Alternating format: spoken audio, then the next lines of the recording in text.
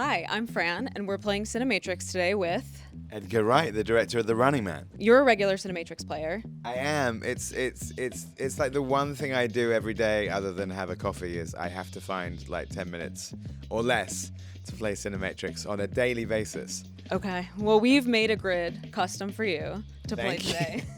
This is high pressure, by the way. So we've got a 3x3 grid, and your categories are movies written or directed by you, Right. Edgar Wright, I can do that. movies starring Simon Pegg, Yeah. and movies starring Michael Cera. Okay. And then we've got Oscar-nominated films, Yeah. films with an 80% or more Rotten Tomatoes score, Yeah. and character name in the title. Okay. I'll let you take a look at the grid. Where do you want to start? Well, my only Oscar-nominated film would be Baby Driver, so that's got to be Edgar Wright Oscar-nominated film has to be Baby Driver. That's right. There are a couple nominations for editing, sound editing. They have 3 nominations: sound editing, sound mixing, and editing. So that's got to be that one. It's got a really good soundtrack. All your films have good soundtracks. Thank you. How do you think about music when you're putting together a film? The music is the inspiration. It's the thing that starts the whole ball rolling. I think I have kind of like sort of movie version of synesthesia. So like when I hear a song, I start to imagine the scene. Mm-hmm. Do you have a favorite needle drop in Baby Driver? The one that started it all, like John Spencer Blues Explosion, Bell Bottoms. I mean, that's pretty much the reason the film exists. Is because I heard that song when I was a teenager and I started to imagine the car chase that would go with it. Character name and title. Well, that's got to be. Wait. I guess that's got to be Scott Pilgrim. Have I got another character name? Oh no, Shaun of the Dead, of course. Let's go Scott Pilgrim for character name and title. That was your first time working with Michael Cera. Yes. You're working with him again. Yes. Running Man, Michael Cera is in it. The first time working together as actor and director for 15 years. You know, I co-wrote the Running Man script with Michael Bacall, who co-wrote Scott Pilgrim. And we'd been working on the script. And then I think when we were talking about casting, as soon as his name had come up, we both went, yes. And then it was funny. I've been on like a text chain with him for like years, just text silly stuff to each other. And it was funny to finally, after sort of 15 years of just silly text back and forth, to send a text saying, oh, I need to talk to you about something work-wise. and he replied, oh, exciting. So that's how it all started. Michael Cera, also a big cinephile. Is there any sort of filmmakers that you guys have really bonded over both loving?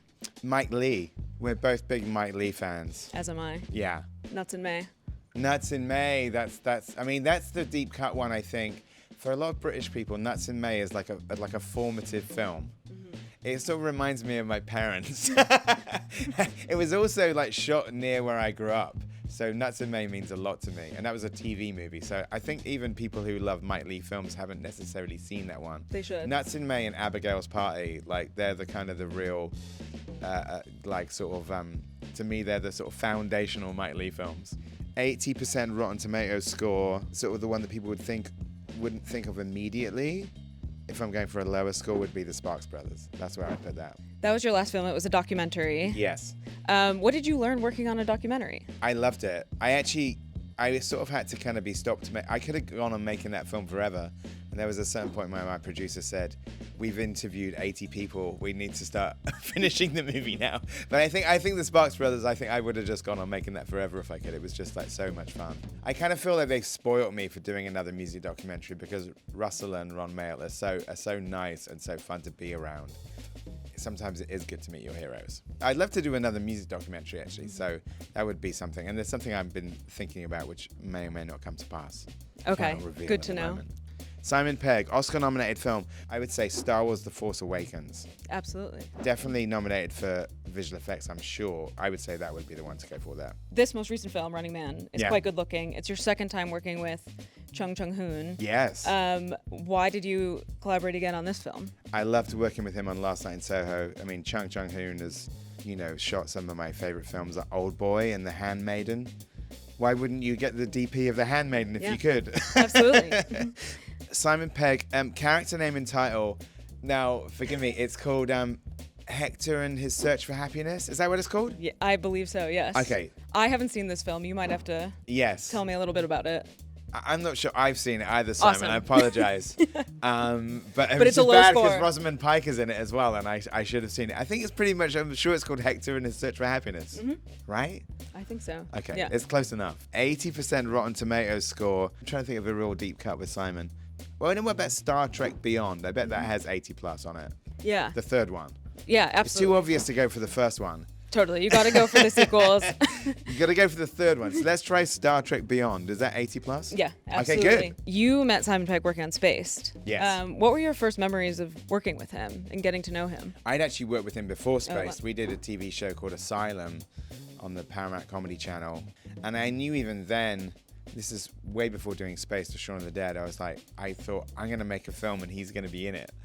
We didn't know what it was yet, but it was definitely like a really strong feeling that I had to do something with Simon. All right, should we round it out with Michael Cera? Michael Cera, Oscar-nominated film. The obvious one would be Juno. What else is an Oscar-nominated Michael Cera film? There's two others, but we can go with Juno. Okay. Now we've got. Let's come back to that then. So, Okay. two other Michael Cera like sort of Oscar-nominated films. Oh, Barbie. Okay, and there's sort of a third one. Wait. now I'm really thinking. Character name and title: Nick and Nora's Infinite Playlist. Yeah. That's going to be a lower score than Barbie. Let's go with that. Yeah.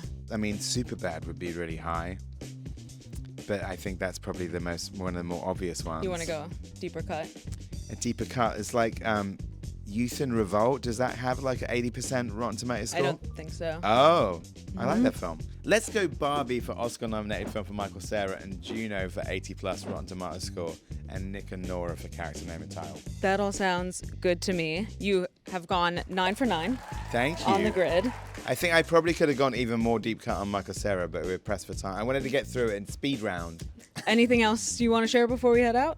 Please go and see The Running Man in theaters this Friday on the largest, loudest screen you can find. Perfect.